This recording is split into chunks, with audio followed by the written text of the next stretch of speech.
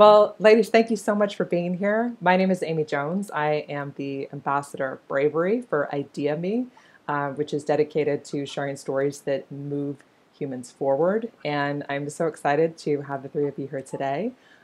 You are Status Row, and we have Caroline and Jess and Susan. And I will very shortly give you an opportunity to introduce yourselves and how you came together and this extraordinary thing that you have recently completed. Something that I think most of us could not imagine, the idea of going across the Atlantic Ocean in 60-something days. I mean, it's extraordinary. So I will let you first introduce yourselves and tell us, who are you and who are you as Status Row? Okay. Well, so we're Team Status Row. We met on an indoor rock climbing wall of all places. So we decided so Jess and I worked together, and we decided that we wanted to do something a little bit different after work rather than just going to the pub. So we took up rock climbing, and that is where we met Susan.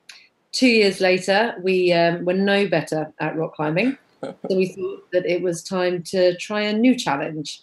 And ocean rowing just materialized as something that worked for us. Yeah, I mean, Caroline kept coming up with kind of different things that we might do, like swim the English Channel or do the marathon across the Sahara Desert. But the different thing about the ocean rowing is that I think I said yes, and then we persuaded Jess to say yes, and we stuck to it. So it wasn't just like one of those ideas you have down the pub and the next day it's all forgotten. It was something that the minute that we decided to do it, we kind of stuck with it. Yeah, it turned out to be the perfect platform for us because it married this want to challenge ourselves physically, mentally, and do good with our adventure, which was raising money for a charity we all cared about. And it was the first thing that Kaz came to the table with, or Caroline came to the table with, that kind of ticked all those boxes, and it fit pretty well for us. And can you say a little bit more about how you wanted this to be something that did good and that supported an organization that you all felt strongly about? Yeah, I mean, I think that we didn't want it just to be adventure for adventure's sake. We definitely wanted a purpose for it, and we kind of talked a lot about what was it that united us. And I think Jess is the one who says this really very well, but the fact that the planet is the thing that unites us all, and the need to kind of protect and save it. And if we were rowing an ocean, it felt just so kind of congruent to think about protecting and saving the oceans. And it was something we all felt passionate about to start with, but over the last kind of 2 years since we've been involved with the charity and the cause, I think we've all just become so much more knowledgeable and passionate about the need to protect our oceans, to stop plastic littering our coastlines, to stop marine wildlife, whales, turtles, birds being kind of killed by our own kind of pollution, and let alone the kind of potential for the impact on human health. So it's such a huge issue. I think there's 8 million tons of plastic goes into the oceans every year, and if we carry on at that rate, there'll be more plastic in the oceans than fish by 2050. And we just can't let that happen. So I think the cause was really important. And then we kind of really saw a parallel in the fact that rowing across the ocean seems kind of really impossible, but actually it's just a series of actions, a series of strokes of the oar at a time. And we felt that the cause of raising awareness of plastic pollution, again, is just a series of small actions, because if we as individuals, use a reusable coffee cup, reject a kind of plastic bag, if we all do that, then those small actions add up to actually big change. Yes, and I love the way you just acknowledged that something big and really extraordinary, like the journey that you all made together, is a series of small things and things you do one stroke at a time in this case, 1 hour, 1 day at a time. And when you have the willingness to stick with it, you can cross an entire ocean. So, Jess, could you maybe just give us kind of a high level of the journey that you all have recently completed, for those who aren't familiar with the story yet? So the actual row itself, we participated in the 2018 Talisker Whisky Atlantic Challenge, which is a 3,000-mile race from the Canary Islands to Antigua. There were 28 boats in our race, ranging in everything from soloists up to 5 people on a boat, but we were the only female trio in our race and the second ever female trio to attempt the crossing. So it was interesting. It was not exactly what we expected, I don't think. We prepared as best as we could, but the ocean throws a lot at you that you don't necessarily know how to prepare for before you cross it. I can't even wrap my brain around what that might be like. I mean, can you think of maybe some key moments for you, maybe Caroline, where you really were being brave, which is to say being scared and doing it anyway? Anything that comes to mind for you? Yeah, I think we had so many moments when you're in a boat which is such a confined space and you're rowing constantly, and bravery kind of takes on a different challenge there because the race became so much more mental than physical. You know, physically we were rowing more than 12 hours a day. We were exhausted. It was hard to get up on the oars, but mentally that's where the real challenges came. So whilst the winds weren't huge, so the waves weren't as big as they could have been, I think just finding the courage and the strength to get up after your 1 hour or 2 hour break and get back on the oars, knowing that it was hot, knowing that it was hard, knowing that just to get through those 2 hours was going to be tough. Just finding that strength like 8 times a day was so hard, especially at night time when your body just wanted to be asleep, your mind was just shutting down. Just the relentlessness of it made it really hard for us to keep going. And I think all of us just had those moments when we didn't want to get out of bed. We just wanted to stay there and sleep for a little bit longer. But you have to get up and you have to keep going. You've got an ocean to row across and you've got 2 other people that are counting on you. Then, you know, your lives depend on each other. Mm-hmm. And you have to put the needs of your teammates in front of the needs of yourself. I think that's absolutely right. And I think also, like, when there's a phrase that there's nothing that can prepare you for rowing an ocean. I think Jess kind of alluded to it earlier. And the fact of the matter is that when you go out to row an ocean, you don't really know what it's going to be like. You can't imagine it. You can't, you know, we trained on the around the English coast. There's nothing like it is like in the middle of the Atlantic. And you also don't know how you personally are going to react. We know that there have been kind of big, strong men who have, you know, quit after a few days because they weren't the right person to do that kind of challenge. So you kind of, when you start off from the start line, you don't really know how it's going to be like, and you don't know how you're going to react. So you kind of have to have the bravery to step into that unknown. And I think even before we got to the official race, there was a real moment of bravery, of just being brave enough to back yourself. We all experienced different level of support from our friends and family. I had a lot of people tell me that they thought I was either going to die or that I just couldn't do this. So to even say, you know, I'm willing to sign up and put my name against this, and once you're on the start line, say, oh, I'm actually going to start this and go, and back yourself, even if the people around you don't necessarily do that. I think that was probably one of the bravest aspects of the race for myself, at least. And then once you're out there, it's the days you want to quit. It's like, no, don't give in to that. Like, get up, keep persevering, like the girls have said. Yeah, and I think that that's such an important point because, you know, one of the reasons that I want to highlight these conversations is that I think very few of us are really taught how to be brave, or, you know, it's not pointed out that when you are being brave, your body is going, you know, into an instinctive self-protective mode and producing sensations and your adrenal system and so forth that is desperately trying to get you to stop doing what you're doing and go somewhere safer. So for you, I mean, it's honestly hard to imagine the magnitude of rowing 12 hours a day and being in the middle of the Atlantic Ocean without having extensive experience. I mean, in those moments, I imagine you must have had moments where you doubted yourself or maybe the decision. And what is that like? How do you kind of steel yourself and decide to keep going when your body is saying, "What are you doing? Turn around and go back to land."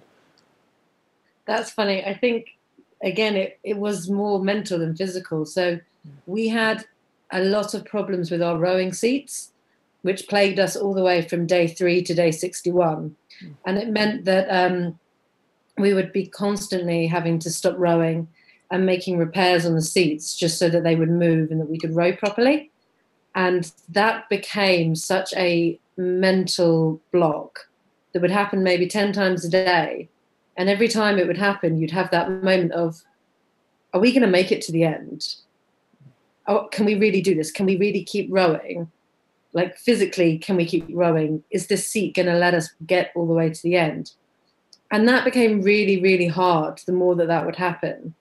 And just to, I think, find the strength every time to, we'd have to pep each other up and be like, no, we can do this. It's going to be okay. Like when this fix stops working, which inevitably it would, we'll find another way. We'll find another thing that's going to help us fix this and we'll get through. And it really was, I think, where we as a team worked so well together to help each other get through those really tough moments of, can we do this? Is this going to happen? Are we going to make it to the end? Yeah. And I think from the moment we signed up, we sort of had a belief that we're going to do it. And I think that kind of drives you through even the difficult situations, that underlying belief that and we didn't really have any reason why we should have, as Jess said, why would we back ourselves? We'd never rowed before. We'd never even sailed much at all before. So but that kind of inner belief, I think, that we would get A to the start line and B to the finish line kind of helps you going in even the most difficult moments. And as Caroline said, that teamwork, because you're not always in the same place at the same time. So you kind of help each other out. So when someone's having a difficult moment, another person is arm around them or whatever. And so for us, being a team was so important. There's people who do this as soloists, and I don't think the three of us can quite relate to be doing that, because having that unit and being there together is such a huge part of who we are. Yeah, and to your point of self-doubt, there were definitely times that we were lucky to be surrounded by a really good support team. The race provides a lot of advice. They check in with you a lot. Our friends and family were constantly emailing us. But there are times on the boat where somebody will call and say, everybody's going south, and then you get an email saying everybody's north of you, and then you're like, I don't know which way to go, and you start to doubt your own choices. I think we sort of learned along the way out there that as long as we were taking care of ourselves and making sure we were still safe, whatever the decision was, it was the right decision for us. So just to say it's okay to be unsure, let's just follow this path a little while. If it starts to be unsafe or it starts to go against us, we can change it. Be okay with knowing that the plan might change. And once you sort of give yourself that permission to be wrong, then it doesn't feel like you need so much self-doubt. I love that point. And if you were to kind of coach or encourage someone who was wanting to be more brave, but feeling intimidated or doubting themselves and kind of getting stuck in their mind, Caroline, you'd mentioned that before. It's really more about a mental thing. What tips would you offer someone? I think it's, as Jess just said, be okay to fail. I think when you allow yourself to go outside of your comfort zone, knowing that you might not succeed, it's really empowering in so many wonderful ways. To be brave is to, give yourself the permission to try something new that you're not really sure what the outcome is going to be.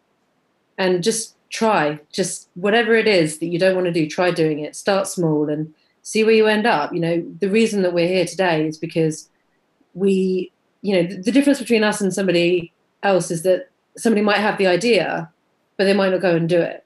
Whereas we had the bravery to say, actually, we don't know if we can do this. We don't know if we can be physically ready, be mentally ready, have the money to do this. But we're going to try. And if we don't make it, we don't make it. But we're going to give ourselves permission to try.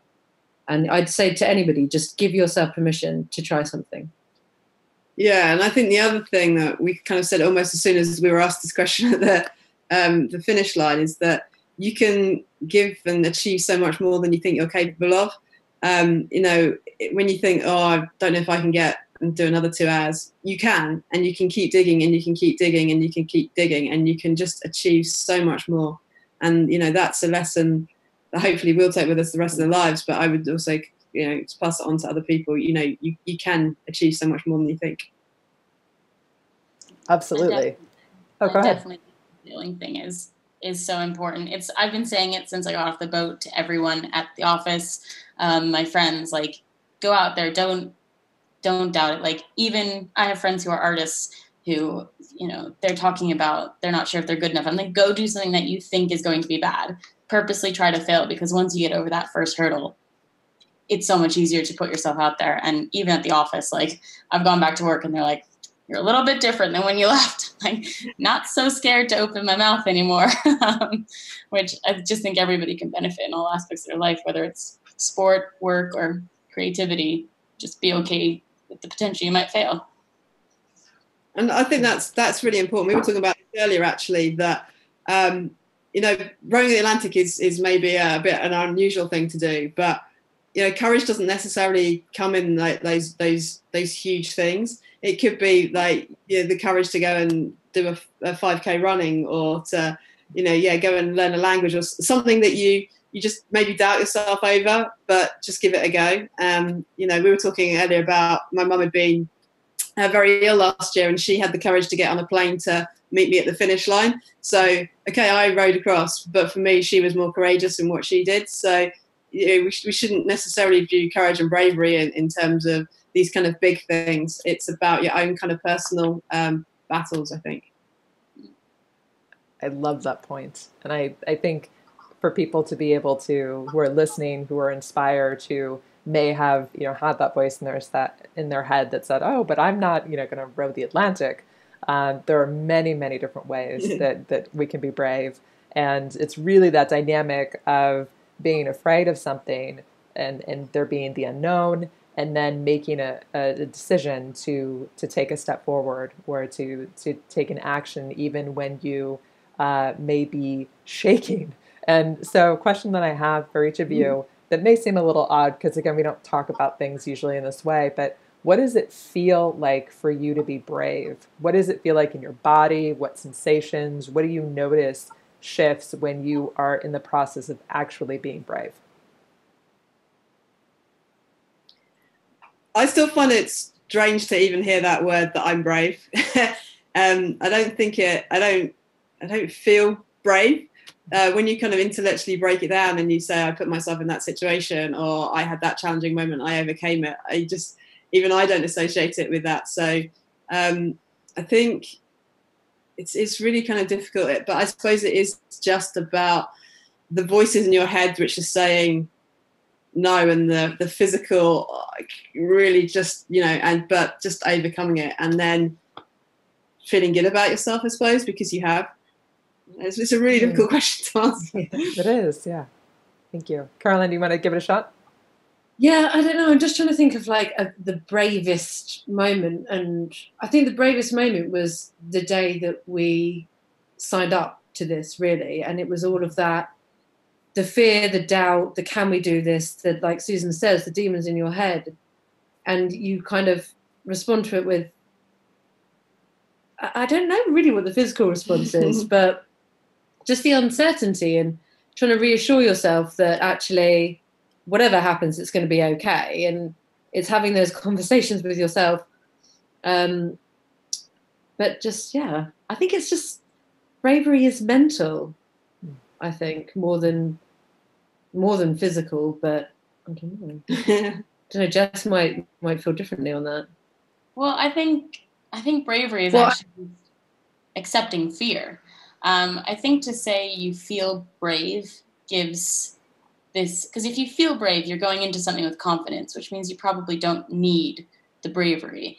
But if you say, I'm afraid right now, I'm scared, but I'm going to do it anyway, and you accept that fear is part of that experience, then that, I think, is bravery. And I think knowing that gives people, like, everybody's been scared at some point. And if you can say, this is just the precursor to success, like, this fear is my bravery in my body. So whether that's, you know, if everybody experiences that differently, whether it's shaking or, you know, your mind racing or palpitations, whatever it is for you, that feeling of fear, that's your bravery. And you just have to know that you have to get through that moment. And at the end, that's when the good feelings come. Like when you've taken the leap and you've jumped off the cliff, or you've spoken up in a meeting, or you've taken a risk anywhere in your life, the relief that comes afterwards is the reward for putting up with the fear, which is just your bravery, in my opinion. Yeah, I love that you each have different experiences of that. And I don't think there's one right answer. But I think it's really helpful for people to understand that the experience that they are having, that they are not alone, that there's, they're not the only one that struggles with this, that this is part of it. And it's a choosing to continue to do this. And Susan, you had mentioned your mom and her bravery in flying over to meet you all after the race. Jess and Caroline, who are some people who really inspire you with their courage? Do you want to go, Jess? You go first.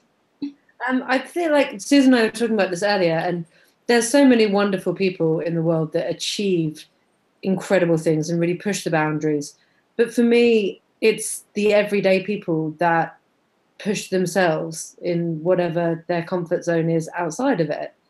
I think I'm very fortunate to have a wonderful group of girlfriends around me, and they inspire me. I think that they are phenomenal. They push their own boundaries, whether it be career, whether it be family, whatever. They put themselves into situations that I wouldn't put myself into, especially in the work environment. And I'm incredibly proud of them and everything that they've achieved. And I think they're really, really brave. They've been through all kinds of different things in their lives, and yet they have, some hard, and there's been a lot of loss along the way for some of them, and they have the strength to get up with a smile on their face and keep getting through every day. And I took a lot of that to sea with me and would think of them very often. And it would be, if you can get through the next day after what you've been going through, I can get back on those oars and do another 2 hours of rowing. And so that's where I look to for real inspiration.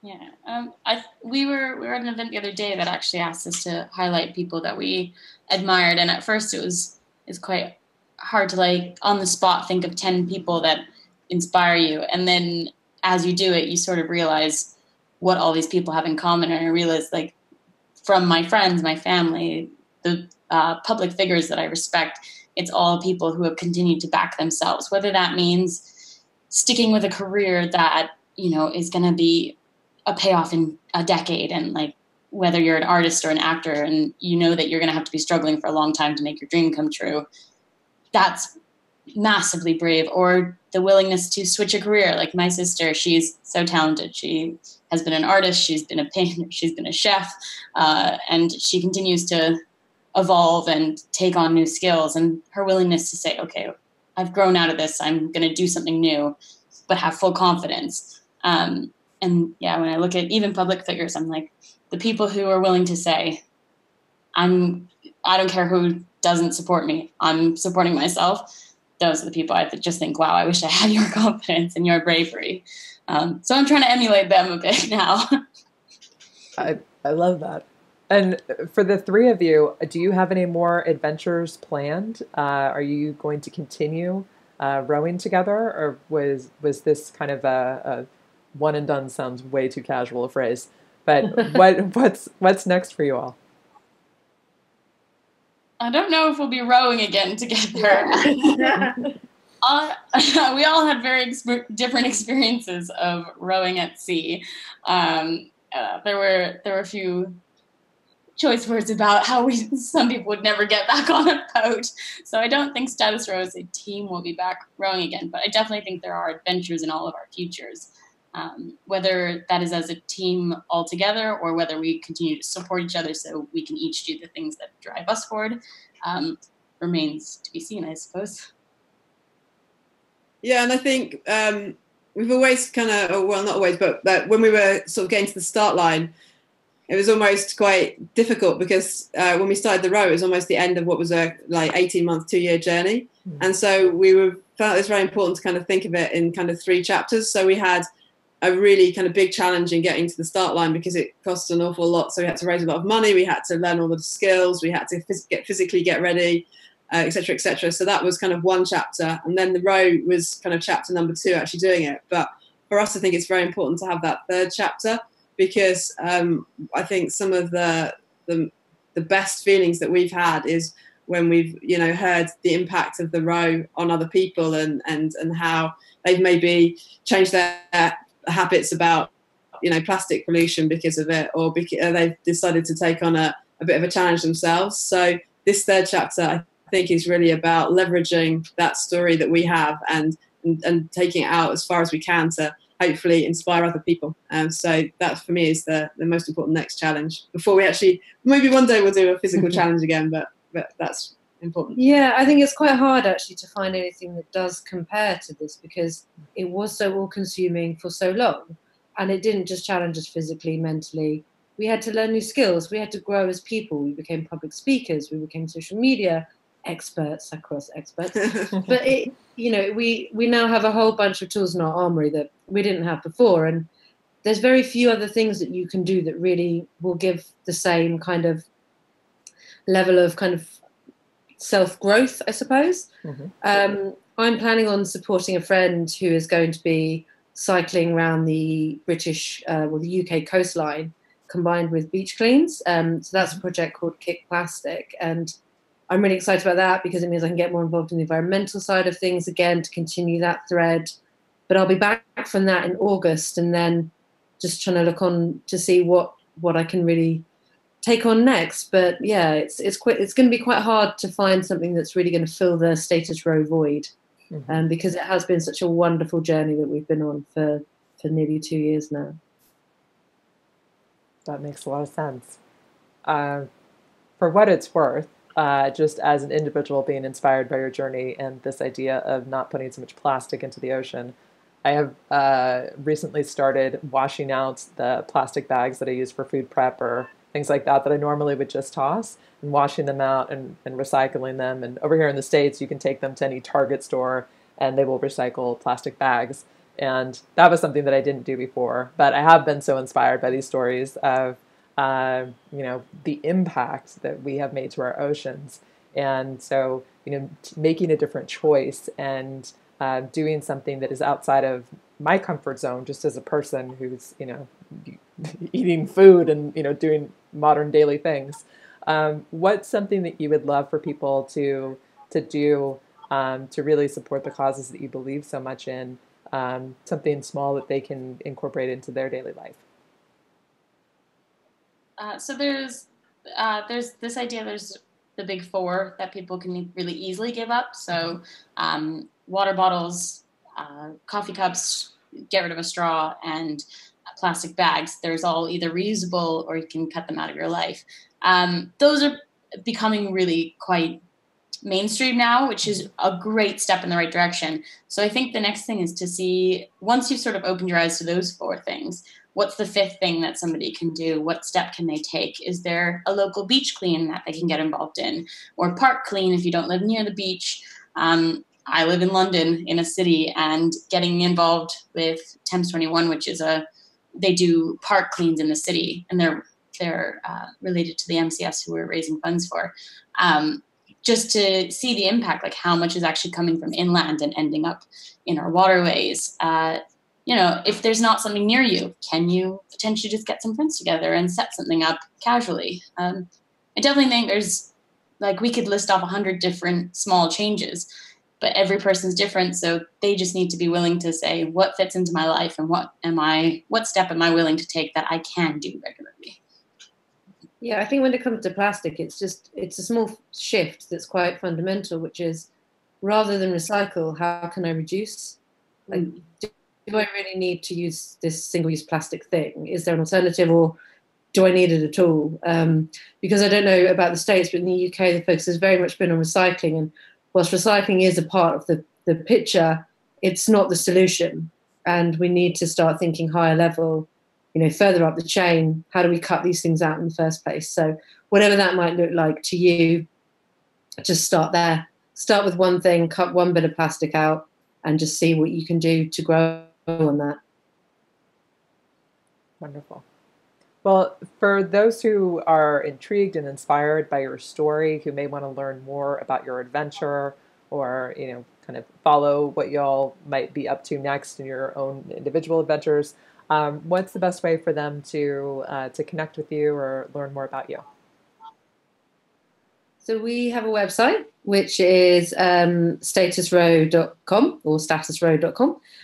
We're on Instagram, Twitter, and Facebook.